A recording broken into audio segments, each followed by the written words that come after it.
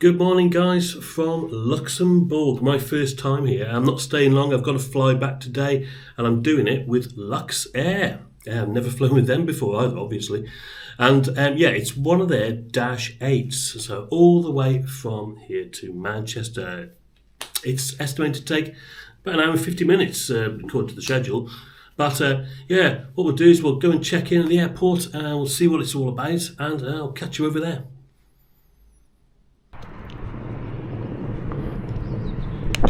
So guys, I was staying at the Ibis, which is just there, and it's according to Google Maps, it's an 8-minute walk to the terminal, which is just over there, the other side of this car park. It's like a staff car park, isn't it? So there's a nice path. You can just walk around here by the looks of it, no problem at all. Yeah, Luxembourg Airport, it's pretty convenient really. No rail links, but plenty of buses going to and from the airport if you're staying further afield. And don't forget, all public transport within Luxembourg is free. And the airport has a pretty modern feel to it, and originally opened in the 1930s as Sandweiler Airport, it is Luxembourg's only international airport, and the only one in the country to have a paved runway, believe it or not. And although it's a comparatively small airport in terms of passenger numbers, it is actually Europe's 5th largest cargo airport. You may have heard of Cargo Lux, and they're based here, and while I was here there were quite a few 747s coming and going. And inside the terminal building, it wasn't particularly busy at the time of my visit. Check-in was easy to find, and there were plenty of staff and desks available.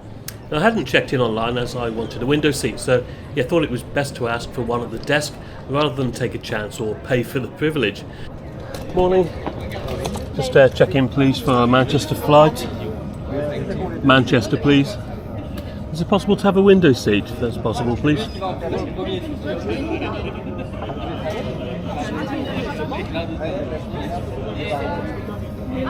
Up front or more in the middle? Up front's fine. Yeah, that's fine. Yeah, as long as it's a window, I don't really mind. Yeah. Check that in because I thought the flight was full. So sometimes when the flight's full, I need to check. Yeah. Okay. Yeah, it's no problem either way. No need for that.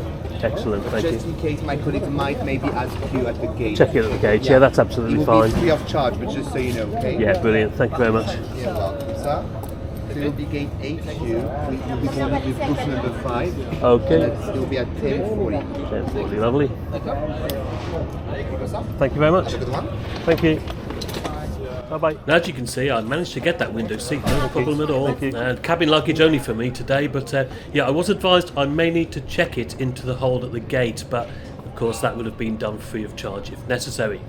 Now, security was quiet, I was in and out within 5 minutes, and then it was downstairs into departures, which was a bit of a change. Departures always seem to be upstairs for me for some reason. Anyway, through the duty free, then you have the A and B gates. Now, flying to the UK, I was required to go through passport control here, and then it was on to gates A1 to 9. In contrast to landside, when I was there, it was really busy. Other flights were departing at the time though, and some of the gate seating areas were also closed off. Good views of the ramp from here though, and we were called to board from gate A2 at 10:40, 30 minutes before departure. Available for inspection. Nous prions les passagers ayant le groupe 5 d'avancer pour l'embarquement. Bus gate for this one, as our aircraft had flown in from Vienna and consequently was at the other end of the terminal. And nice and efficient though, and we were there in no time at all and greeted by LXLGN, an 11.5-year-old Bombardier Dash-8 400. Now here's a question for you. What is this animal on the side of the aircraft? It's not a lion, is it?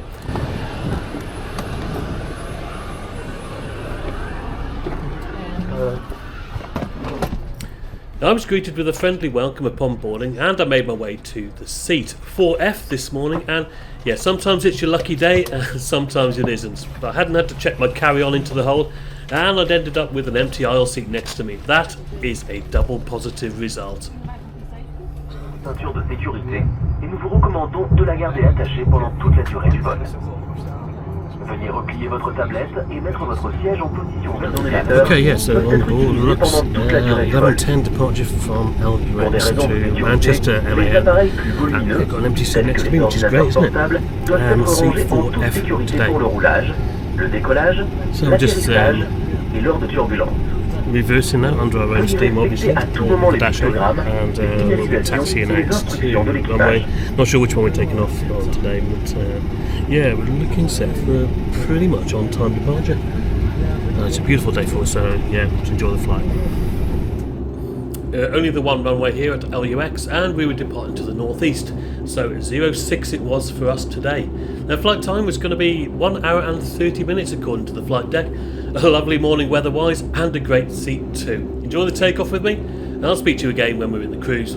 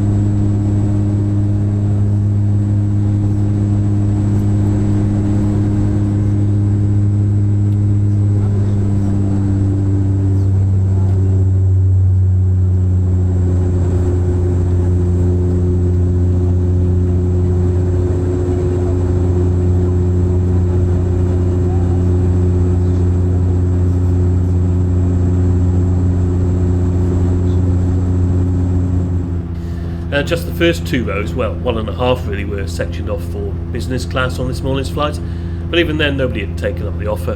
Luxair did try to entice me to bid for an upgrade, several times actually. A minimum bid though was well over €100 if I recall correctly.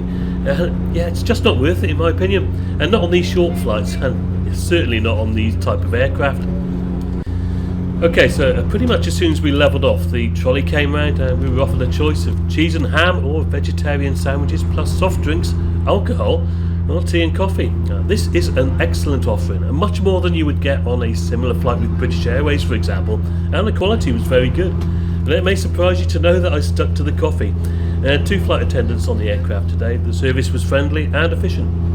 Cruising at an altitude of 24,000 feet, I had great views of the ground below as we passed first over this unidentified airport, and then this one, which I thought was definitely Brussels Airport. So, time to have a closer look at the cabin, and safety emergency information is displayed on the seat backs, beneath which is a pouch containing a couple of in-flight magazines. Now, I'm not one for reading the articles much, to be honest. I tend to head straight for the airline information, the route maps, and yeah, not a massive fleet size really. A few 737-700s there though, I noticed. And yeah, what's going on the bottom of the page here? That looks like a 737 MAX to me, although yeah, they probably don't really want to say that, of course, do they? Now, the route map is mainly Europe, although there are some direct flights to North Africa and beyond. Furthest they fly direct looks like Cape Verde here, and also Dubai.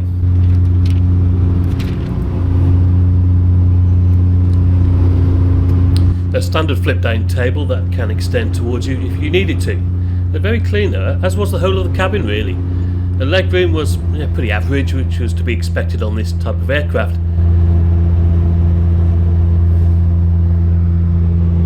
There is a retractable armrest here with an integrated recline button. The seats were nothing fancy, but well padded both here and on the backs, with antimacassars provided on the headrests. And above you are individual air vents, reading lights and attendant call buttons. The windows were fairly unscratched, I thought, for an 11-year-old aircraft. Yeah, it was really well looked after, and although I did notice this kind of orange bit of something behind the window glass, and I couldn't help wondering how it had managed to get there in the first place. Absolutely no idea. Anyway, we'd left the coast of mainland Europe by this point, just north of Ostend, and we then proceeded towards the UK, crossing the North Sea and its vast array of wind farms. And all this water, well, it just meant only one thing to me. And that's right, it was time to check out one of the tiny toilets on board. So here I was in the front toilet, and as you can see, it was a bit small with the curved ceiling here, but yeah, they'd managed to squeeze everything in. Hot running water, liquid soap, hand sanitizer and tissues. It was well stocked and again, really clean and well looked after.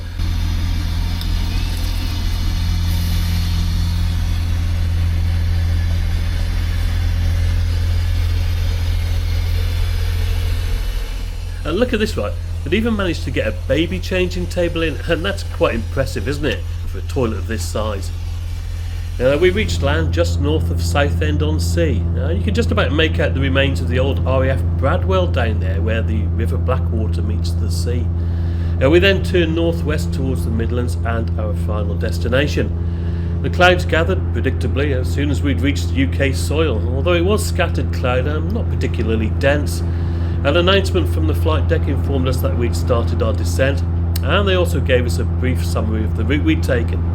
After that, the flight attendants came round once more with a big basket of sweets, which was a nice touch. We would be landing into Manchester today from the east using runway 23R. It's always the nicest way to approach Manchester, I think, because if the weather's decent, you get some great views of the South Pennines on approach. Though I'm never quite sure whether this is truly the South Pennines, or whether it comes under the Peak District, so yeah, if you know for sure, then please leave me a comment in the usual way. Now, the price I paid for this one-way flight was £83 and 6p. Well, that's not the cheapest fare, is it? But, you know, I just fancied a bit of a change, and overall, I really liked Luxair, and everything was done efficiently, with a smile, and nothing was scrimped on either. And compare the food, for example, with other European legacy airlines for a journey of this length. Okay, maybe it's a little bit niche, but if you're heading for Luxembourg itself, well, yeah, it's definitely worth considering as an option. Now, we were beneath the scattered cloud now, and not a bad day in Manchester, so enjoy the landing with me. I'll see you again once I've made my way through arrivals and onto the delightful surroundings of Manchester Airport railway station.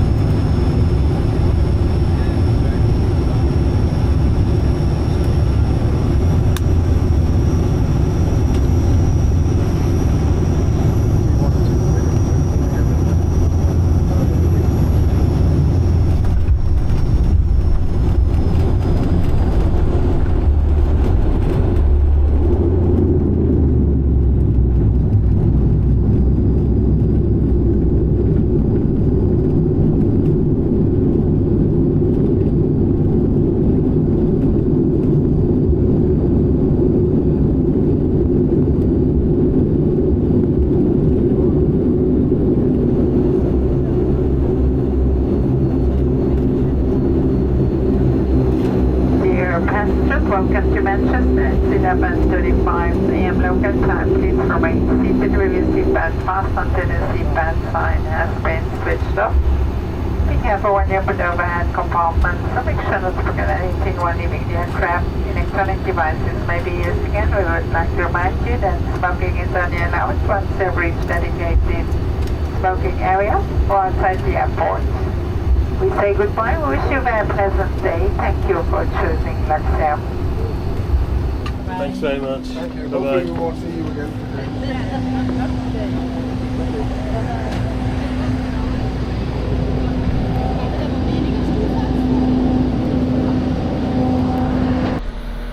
today. Right then, guys, back in the UK, as you can tell, and I've just missed a train actually, so I've got to wait at Manchester Airport railway station for another 45 minutes now because there's only one train to Crewe every hour.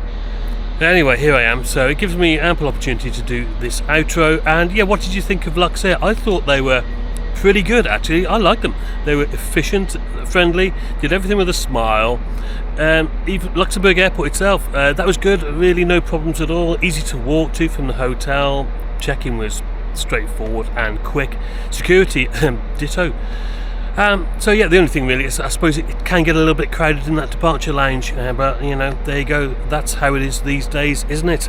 But yeah, the flight itself, yeah, really good, really smooth, some great views.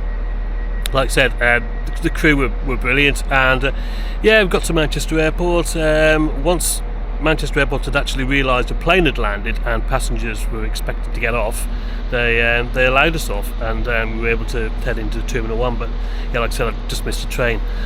So yeah, but overall it was a really good experience. And what I would say is, if you are heading out to Luxembourg, then consider Luxair as an option. It probably won't be the cheapest, but yeah, I thought they were pretty good. Let me know what you thought in the comments below, guys, and until the next time, cheers for now.